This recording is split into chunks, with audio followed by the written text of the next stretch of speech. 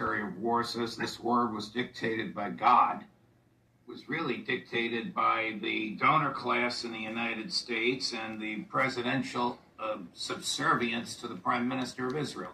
Isn't this war about Israeli hegemony in the region? I certainly envy people that have this kind of pipeline straight to God. There aren't too many out there, and it's remarkable. But I have a feeling he's got the wrong number. And I don't think God is in any way, shape, or form involved in this process. Look, this is all about Israeli Jewish supremacy in the Middle East, and also, I would argue, Zionist billionaire supremacy in the financial world. And Mr. Netanyahu has rolled the dice with the help of President Trump, and everything is at risk right now. They've taken an enormous gamble that we can bomb these people out of business. And that removes, in the minds of the Israelis and their Zionist billionaire agents in the United States, any obstacle to total domination. I think that's a serious mistake. And the rest of the region is waking up. Right now, the Mossad and CIA, and I imagine MI6, are working overtime to try and organize thousands of Kurds in northern Iraq and Syria into a force that can invade northwestern Iran. Now think about that. That's where they're trying to mount a ground invasion.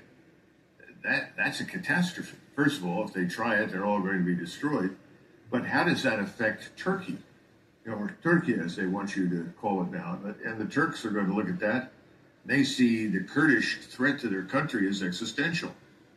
Kurdistan can't exist without chunks of Iran and Iraq, not just Syria, but also Turkey.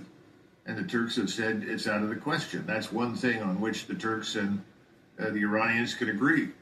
This sort of thing also suggests that we're already unreasonably desperate.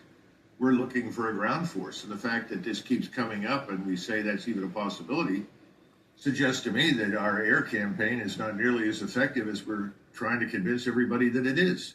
And just keep something in mind, Judge. If you tried to move forces into Saudi Arabia or through Israel into Syria or something in today's world, they'd be destroyed before they got off the boats. If they got off the boats, they'd be destroyed as they concentrated in the harbors. Now, why would this happen? Because we today are dealing with persistent surveillance from satellite-based intelligence, surveillance, and reconnaissance. You can't repeat Desert Storm. If you try to, you'll be destroyed. All the ports that we would have normally used would be targeted and